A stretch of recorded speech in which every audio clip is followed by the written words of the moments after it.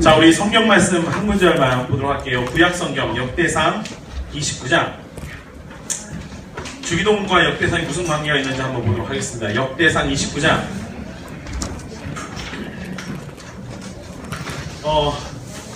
29장 찾으셨습니까? 네. 예, 거기에 보시면 10절부터 맘 같아서는 다 읽어볼까요, 진짜? 10절부터 어디까지 하면 좋을까요? 20절까지 하죠. 20절까지 10절부터 20절 10절입니다. 우리 함께 한번 주기도문의 맨 마지막 나라와 권세와 영광이 아버지께 영원히 있습니다. 이 의미가 정확하게 실려있는 게 역대상 29장 10절에서 20절까지 의 뉘앙스니까 잘 보시고 한번 읽어보시기 바랍니다. 시작. 다윗이 온 회중 앞에서 여호와를 송축하여 이르되 우리 조상 이스라엘의 하나님 여호와여 주는 영원부터 영원까지 송축을 받으시옵소서. 여호와여 위대하심과 권능과 영광과 승리와 위엄이 다 주께 속하였사오니 천지에 있는 것이 다 주의 것이로소이다. 여호와여 주권도 주께 속하였사오니 주는 높으사 만물의 머리이심이니이다. 그와 귀가 주께로 말미암고 또 주는 만물의 주제가 되사 손에 권세와 능력이 있사오니 모든 사람을 크게 하심과 강하게 하심이 주의 손에 있나이다. 우리 하나님이여 이제 우리가 주께 감사하오며 주의 영화로운 이름을 찬양하나이다. 나와 내 백성이 무엇이기에 이처럼 즐거운 마음으로 들을 힘이 있었나이까. 모든 것이 주께로 말미암았사오니 우리가 주의 손에서 받은 것으로 주께 드렸을 뿐이니이다. 우리는 우리 조상들과 같이 주님 앞에서 이방 나그네와 거류민이니라. 세상에 있는 날이 그림자 같아서 희망이 없었나이다. 우리 하나님 여호와여 우리가 주의 거룩한 이름을 위하여 성전을 건축하려고 미리 저축한 이 모든 물건이 다 주의 손에서 왔사오니 다 주의 것이니이다. 나의 하나님이여 주께서 마음을 감찰하시고 정직을 기뻐하시는 줄을 내가 아나이다. 내가 정직한 마음으로 이 모든 것을 즐거이 드렸사오며 이제 내가 여기 있는 주의 백성이 주께 자원하여 드리는 것을 보니 심히 기쁘도소이다.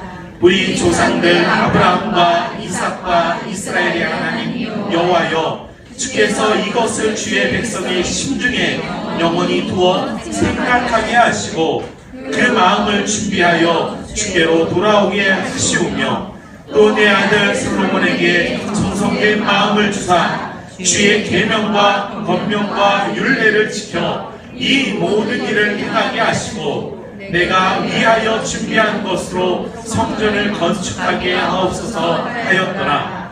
다윗이 온 회중에게 이르되 너희는 너희 하나님 여호와를 송축하라 하매 회중이 그의 조상들의 하나님 여호와를 송축하고 머리를 숙여 여호와와 왕에게 절하고. 아멘. 제가 영화를 좋아하는데요. 여러 가지 종류의 다양한 것도 좋아하고 젊었을 때는 잘 아시겠죠? 그런 것도 이렇게 마음에 쏠리기도 하는데 뭐죠? 반지의 제왕 같은 영화 그런 류에 보시면은 고대 그 문화들이 이렇게 우리가 좀 이해할 수 있는 부분이고 유럽의 고대 문화들을 이해할 수 있는데 그 속에서 제가 늘 갈망하는 것 중에 하나가 뭐냐면 수많은 군중들이 왕이나 어떤 전쟁의 그 위대한 승리자 앞에 모두 무릎 꿇고 절하는 모습이 저는 항상 제 이렇게 가슴 속에 남아 있어요. 저는 이제 마지막이 우리의 신앙의 최종적인 고백은 뭐냐면 우리가 하나님 앞에서 그와 같이 여러분들 그 영화들 한번 보시면 좋겠는데 그러니까 전쟁이 끝나고 나서 승리를 한 뒤에 왕이나 귀족이 가운데 딱 서 있고 온 백성이 그 앞에 무릎을 꿇는 그 장면이 저는 나중에 최후에 우리가 신앙인으로서 저 천국에서 우리가 하나님을 향하여 영광을 돌릴 때 그 장면과 오버랩이 특히 저는 많이 됩니다. 그래서 참 저는 그런 장면들, 영화에서 그런 장면들을 볼 때마다 상당히 마음에 좀 그런 생각들을 많이 가지고 있어요. 제가 왜 이야기를 하냐면 오늘 주기도문에서 대개 나라와 권세와 영광이 아버지께 영원히 있습니다. 뭐 대개는 쓰는 게 아니다. 뭐 그러므로 이런 의미 있다. 그러니까는 이걸 빼가지고 하자. 이건 뭐 나중에 좀 다시 설명을 할게요.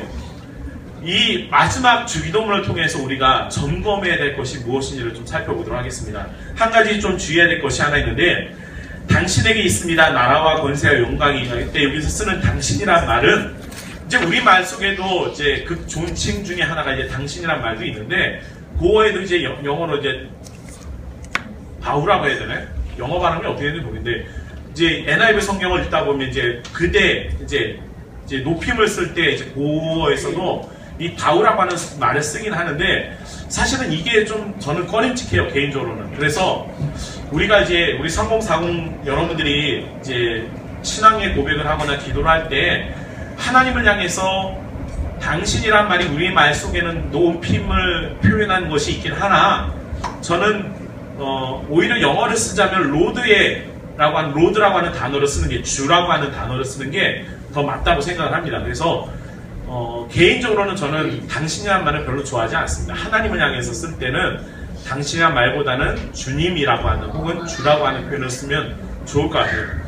제가 왜 이 이야기를 하냐면 이제 제가 이제 예전에 그 출판사에서 이렇게 일을 좀 했는데 제가 일을 하다 보니까 이제 교정을 하는 일이 있었거든요. 근데 교정을 할 때 이게 되게 세밀한 부분인데 이제 성경은 문학이라고 하는 요소를 가지고 있거든요. 근데 제가 말씀드렸다시피 창세기는 그 배경이 매우 독특한 부분인데 모세가 이스라엘 백성, 그러니까 출애굽해서 광야에서 생활하는 이스라엘 백성에게 가나안을 향해서 나아가는 그들에게 소망이 무엇인지를 심겨주는 것이 창세기인데 창세기에 보면 이제 천지창조 이야기하면서 노아가 홍수 때 까마귀를 보내는 사건이 있잖아요. 그리고 까마귀가 가서 실패하죠. 실패했는데 이제 그 책에는 거기는 이제 유명한 목사님이 이제 그 글을 쓰셨는데 제가 교정을 하면서 이제 편집장에게 가서 이거는 도저히 제가 교정을 이렇게 하면 안 될 것 같다고 이렇게 설명을 드렸어요. 근데 니까짓 게 뭔데? 왜냐면 저는 이제 그 당시에는 이제 아직 목사 안수 받기 전에 강도사였거든요. 제가 기회가 돼서 1년간을 거기에서 편집을 했는데 편집장이 이 실력이 뭐 그 대단한데 왜 그렇게 막 태클을 거냐 이거죠. 근데 이제 분명한 사실은 까마귀는 창세기 기록할 당시에 노아 홍수 전에는 까마귀가 실패한 이유는 절대 까마귀는 죽은 고기를 먹지 않습니다. 무슨 말인지 아시죠? 그러니까 지금 이 시대에 우리가 갖고 있는 상식을 가지고 과거에 성경이 기록된 당시하고 매치시켜버리면은 성경이 어그러져 버리는 거예요. 그러니까 노아 홍수 이후에 하나님께서 그 뭐라고 해야 되나요? 양육강식이 허락된 것은 노아 홍수 전에는 있을 수 없습니다. 그러니까 까마귀가 절대로 날아가가지고 못 나온 것은 그들이 물에 떠 있는 신체를 먹기 위해서 그래서 어떤 성도가 되냐면은 까마귀 같은 성도가 되지 말고 비둘기 같은 성도가 되자 이게 그 이제 글의 핵심이었거든요. 근데 그건 있을 수 없는 일이에요. 그런 일은 불가능한 건데 이건 뭐 나중에 다시 좀 하고요. 지금 얘기하는 거 그게 아닙니까? 오늘 성경에 보시면 여러분들이 또 읽다 보면 여러분들이 마태복음 우리가 성경을 한번 읽어보실까요? 마태복음. 왜냐면 이게 성경에 매우 우리가 중요한 부분들을 좀 잘 체크를 해야 되는데 매번 하다 보면 이거를 잘 이렇게 넘어갈 때가 많아요. 마태복음 오늘 우리가 읽게 된 마지막 이 절이 이제 매우 중요하기 때문에 그렇습니다. 6장 13절 한번 보시겠습니까? 6장 13절에 우리를 시험에 들게 하지 마옵시고 다만 악에서 구하옵소서. 그리고 나라와 권세와 할 때 무엇이 있죠? 그 앞에 가로가 있어요. 그리고 가로에 관주 6번에 주석이 있고 6번에 보면 밑에 아래 보시면 고대 사본에 뭐라고 되어 있습니까? 구절이 없으셔. 고대 사본에 이 괄호 내 구절이 없다라고 얘기해요. 그래서 이제 성경학자들이 이걸 가지고 싸워요. 이거는 언제 생긴 거냐? 그러면은 이것이 하나님의 말씀이냐? 이제 학자들마다 이것에 대해서 논란이 많습니다. 마태복음만 있는 게 아니라 마가복음에 보시겠어요? 성경에 보면 그런 요소들이 있는데 사본학을 전공한 분들에 의해서 어쩔 수 없이 이게 눈에 보이거든요. 우리는. 그래서 마가복음 16장 맨 마지막을 보시면 9절을 한번 보세요. 마가복음 16장 9절에 보시면 거기에 뭐라고 돼 있죠? 주석 2번이 달려있고 어떤 표시가 있죠? 괄호가 있는 게 아니라 대괄호가 있어요. 대괄호. 그리고 어떤 사본에는 9절에서 20절까지가 없고 그 얘기는 뭐냐면 있는 사본이 있고 없는 사본이 있는 게 대괄호 안에 있는 게 이게 있어요. 그러니까 성경에 보면 대괄호가 있는데 사본마다 필사본이 있거든요. 필사본이 있는데 어떤 성경에는 이 부분이 첨가되어 있는 게 있고 어떤 건 없어요. 그래서 후대 성경학자들이 편집을 하면서 이제 다 끌고 모았잖아요. 성경이 있는 걸 다 긁어 모아가지고 딱 보니까 이제 없는 부분이 생겼어요. 그래서 없는 것은 채워넣고 없는 것은 채워넣었어요. 그래서 이제 여기서 사본학을 하는 사람들 가운데는 하나님의 말씀이 편집됐다 이런 말을 상당히 쓰기가 어려운데 여러분들은 이 말을 편집이라고 보다는 기록이 되어 있는 부분과 기록이 되어 있지 않은 성경이 있는데 이것을 우리가 어느 것 하나 놓칠 수 없기 때문에 이걸 같이 이렇게 융화를 시켰어요. 마가복음 16장을 보시면 맨 마지막에 없다고 생각할 때 무슨 일이 벌어지냐면 마가복음에서 강조하고 있는 게 뭐냐면 예수님을 증거해라 이거였어요. 근데 9절 이후의 것이 없으면은 무슨 일이 벌어지냐면은 아무도 예수님의 부활하심을 증거하지 못했다 이걸로 끝나버려요. 무슨 말인지 아시겠죠? 그러면 증거하지 못했어요. 그러면은 증거하지 못한 이후에 이 성경을 읽는 사람이 만약 이 사본을 갖고 있는 사람이 이 성경을 읽었다 그러면은 야 못했대 이걸로 끝나는 게 아니라 이들은 예수님의 증언자가 되지 못했기 때문에 우리는 증언자가 되어야겠다라는 그런 결심을 할 수 있어야 돼요. 그런데 만약 후대 사람들이 어떤 사본에 보면 9절부터 20절까지 있는 사본을 보시면 거기에는 뭐가 있어요? 증거가 뭐예요? 8절과는 다른 거예요. 뭘 증거해요? 예수님의 이름을 딱 끝까지 증거하는 거죠. 무슨 말인지 아시겠죠? 그러니까 성경 사본에 8절까지는 증거하지 못했어요. 제가 볼 때는 8절까지 있는 부분도 있고 이 이후에 있는 것도 있는데 증거하지 못한 사본을 읽은 사람들이 예수님의 명령을 이해하지 못했기 때문에 아마 기록하지 못한 부분이 있는 것 같고 9절 이후부터 20절까지는 예수님의 지상 명령이 무엇인지 정확하게 알고 기록한 거예요. 그러니까 이거는 서로가 조화가 되는 거죠. 어느 걸 뺄 수가 없습니다. 그래서 이거는 이렇게 얘기하는데 사본학적으로 이제 설명을 드린 건데 마태복음에서 우리가 지금까지 계속 성경을 읽으면서 저와 여러분들이 주기도문을 하면서 오늘 다뤄야 될 부분이 바로 이 부분이에요. 13절에 나라와 권세와 영광이 아버지께 영원히 있사옵니다. 이라고 하는 이 표현이 뭐냐면 사본에는 없지만 이거는 초대교회에서 신앙의 공동체가 함께 고백한 내용이라고 일반적으로 학자들은 그 생각을 합니다.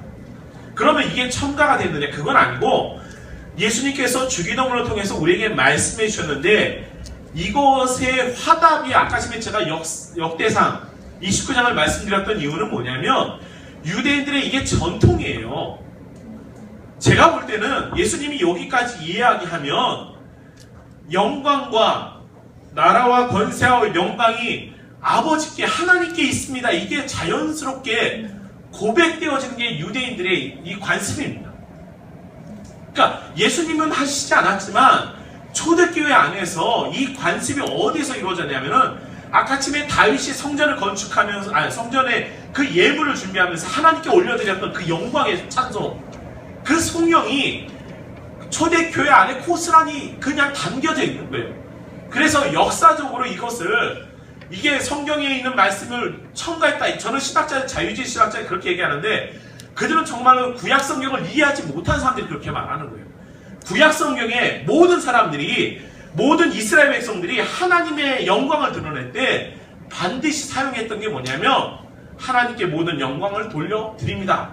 이게 바로 이 이스라엘 사람들의 그 뭐라 해야 될까요? 반응이에요. 무조건적 반응. 그러니까 무조건 이렇게 멍멍이가 먹을 걸 이렇게 하면 흘리는 거 있잖아요. 그 시험 여러분들 아시잖아요.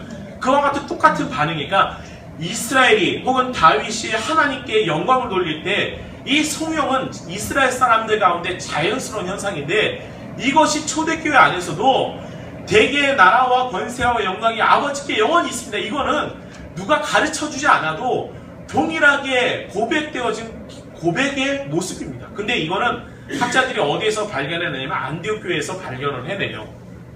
그러니까 초대교회 당시에 안디옥 교회라고 하면은 그리스도인이라고 하는 명칭을 처음 얻었던 교회잖아요. 그러니까 그 교회 공동체 안에 이 예수님께서 가르쳐주신 이 주의 기도를 통해서 신앙의 고백을 하고 맨 마지막에 자연스럽게 나라와 권세와 영광이 아버지께 있습니다.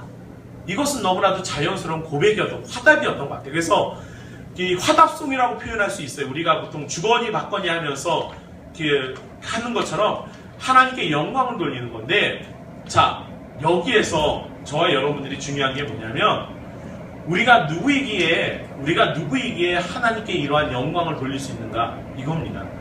자, 오늘 우리가 이 주기도문 마지막에 송영이 있는데요.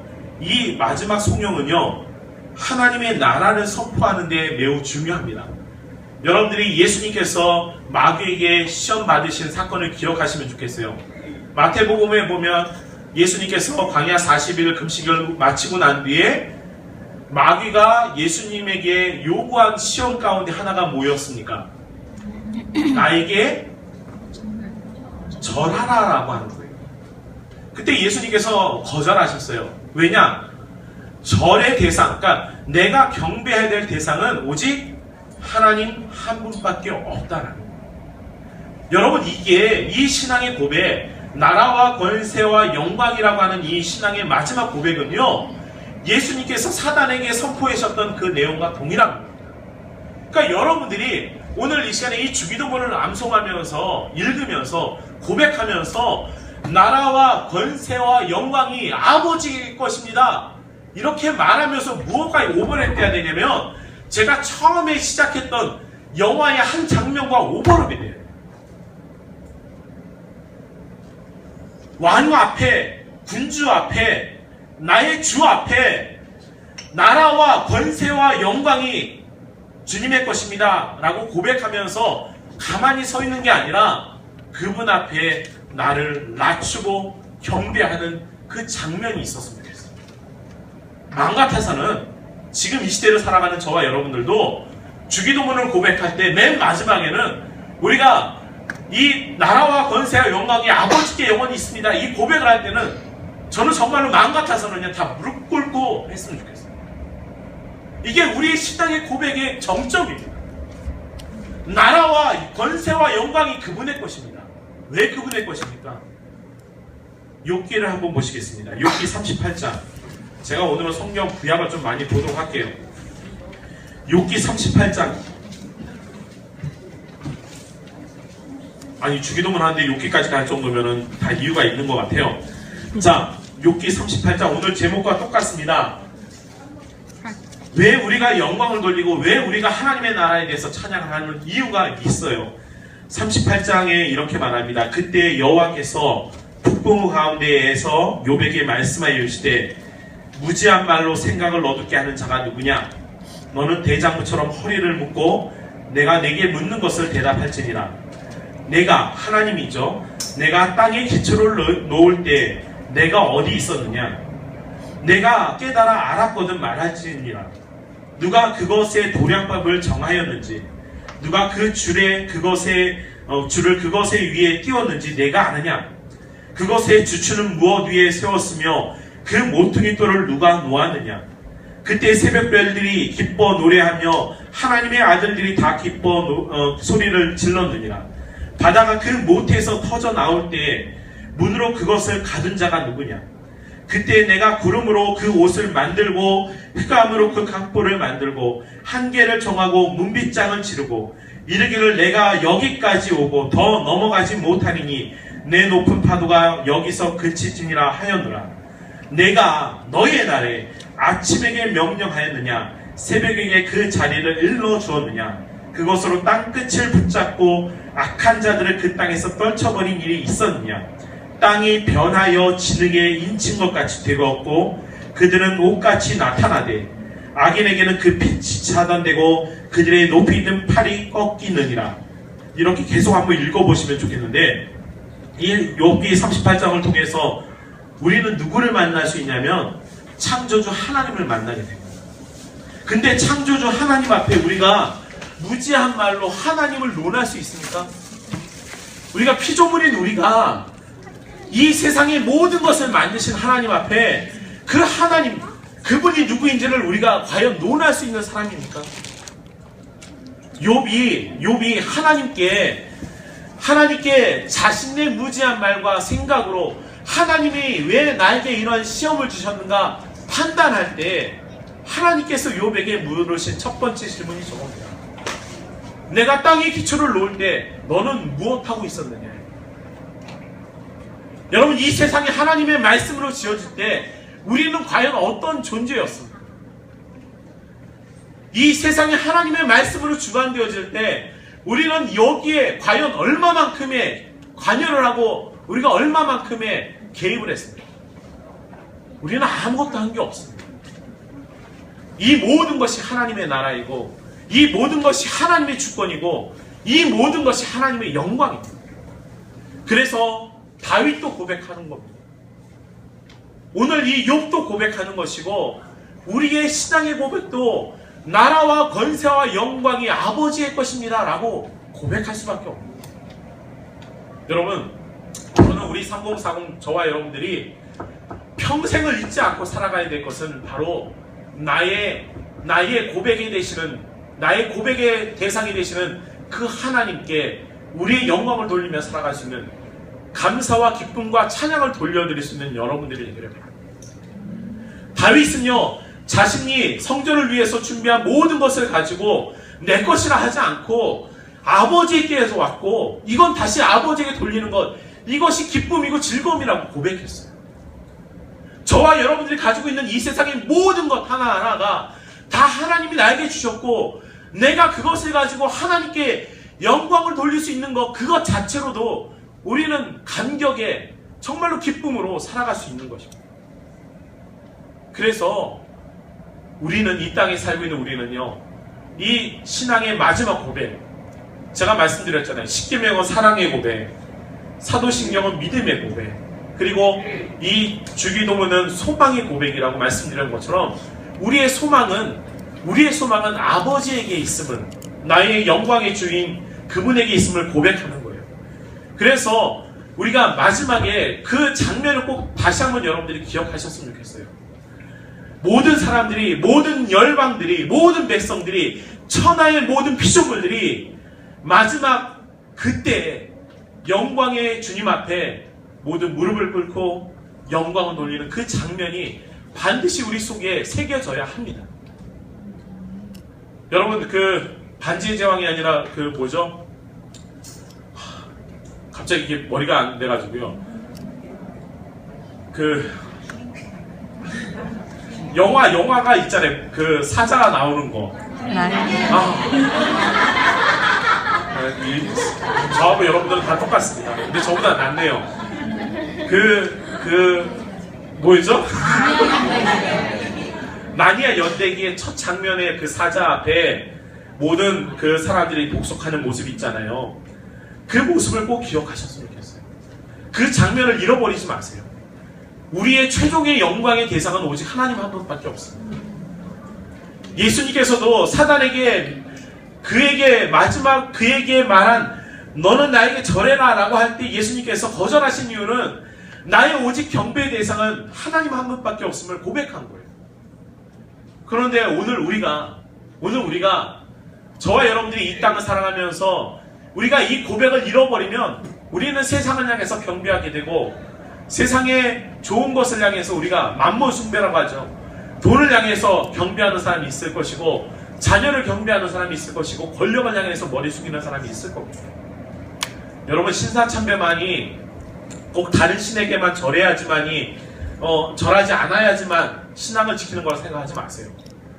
나의 영광과 나의 모든 것을 하나님과 앞에 돌려드리지 못하는 그것이 배교이고 그것이 우리가 하나님 앞에 정말로 잘못 사는 것임을 기억할 수 있기를 바랍니다. 그래서 여러분들이 오늘 기회가 되시면 나니아 연대기를 전 영화를 다 보시면 좋겠는데 어쨌든 기회가 되시면 그 마지막 장면, 그 왕 앞에 모든 세상의 열방들이 모든 세상의 민족들이 엎드려 무릎 꿇고 영광을 돌리는 그 장면을 여러분들이 꼭 잊지 말고 기억해 주시면 좋겠어요. 마지막 우리가 마지막에 해야 될 것은요, 저 천국에 가면요 좋은 음식을 먹는 것인지 저는 잘 모르겠습니다. 거기에 가면 황금길로 깔려가지고 어떤 분은 천국 갔다 오신 분들이 거기 수돗물을 틀면 수돗물이 뭐가 나오고 수도꼭지는 황금이를 보고 사는 곳은 아파트는 몇 평이고 말도 안 되는 얘기 하지 마세요. 세상에 그런 거 없습니다. 이 땅에서 내가 뭐 이루지 못한 걸 저 천국에서 이루는 게 아니에요. 저 천국에서 제가 분명히 알 수 있는 건 딱 한 가지는 우리는 하나님께 무릎을 꿇고 영광을 돌리는 거예요. 그것은 오늘 이 땅에 살고 있는 저와 여러분들이 지금 우리가 예배 시간마다 수백 번, 수천 번 암송했던 이 주기도문 속에 담겨져 있어요. 그러니까 마음 같아서는 여러분들이 할 수만 있다면 좋겠지만 안 되기 때문에 여러분들이 나라와 권세와 영광이 아버지께 영원히 있습니다. 이 말씀을 하실 때는 여러분들이 정말로 심정적으로라도 하나님 앞에 무릎 꿇고 고백할 수 있는 여러분들이 되겠습니다. 아멘. 저 마음 같아서는 그랬으면 좋겠어요. 진짜 우리가 주기도문을 암송할 때 좋은 양복을 입든 아니면은 무릎이 약하든 관절염이 있든 그건 중요하지 않아요. 우리가 하나님 앞에 나의 무릎을 꿇고 아버지께 영광을 돌릴 수 있는 그 자세, 그 신앙을 잃어버리지 않고 살아간다면 세상은요 반드시 바뀔 수밖에 없습니다. 3040 여러분, 저와 여러분들이 이 세상을 바라보면서 악이 관영하고 서울에서 퀴어 축제가 열리고 이제 앞으로 동성애나 이런 것에 대해서 목회자들이 발언을 하면은 미국은 뭐 그런 얘기가 있어요. 뭐 목회자들이 그런 얘기하면은 문제가 된다고 하는데 아니요. 문제가 되는 한이 있어도 해야죠. 아닌 건 아니잖아요. 하나님의 영광을 방해하는 그 어떤 것도 우리에게는 용납할 수 없는 거예요. 이단과 싸우려고 하지 마시고 하나님의 영광을 저해하는 것과 싸우려고 노력해보세요. 여러분, 우리가 말로라도 단 한순간이라도 하나님께 영광을 돌리며 살아가시고 나라와 권세와 영광이 아버지의 것입니다 고백할 수 있는 그런 우리 3040 세대가 되기를 바라고, 그 순간순간마다 그 고백을 할 때마다 진짜로 우리의 마음에 하나님 앞에 무릎을 꿇고 나아갈 수 있는 저와 여러분들이 되기를 바랍니다.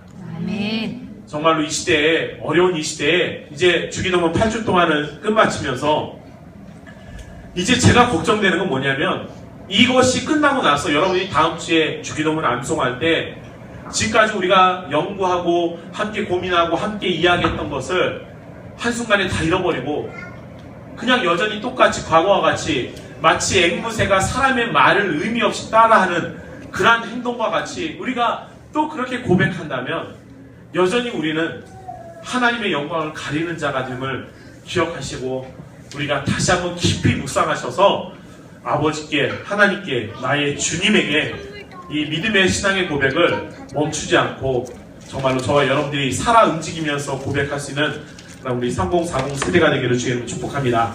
아멘. 사랑의 아버지 하나님 감사합니다. 8주간의 주기도문을 통해서 우리가 할 수 있는 것은 나의 연약함을 고백할 수밖에 없고 하나님 앞에 무릎을 꿇고 하나님 앞에 나의 모든 것을 드리며 영광을 올려드리는 이 순간이 되었음을 기억하기를 원합니다. 하나님, 우리 3040 세대가 이 땅을 살아가면서 세상 가운데 소금과 빛의 역할로 또 주님이 말씀하신 하나님의 자녀로 살아갈 때 하나님 용기와 힘을 더하여 주시고 우리가 하나님께 엎드려 살할 때 하나님의 백성에게 크신 은혜 더하여 주시옵소서. 감사드리며 우리 주님 예수 그리스도의 이름으로 기도합니다. 이 시간에 우리 통성으로 함께 잠깐 이 말씀을 기억하면서 지난 8주간 동안 우리가 주기도문을 통해서 하나님의 뜻을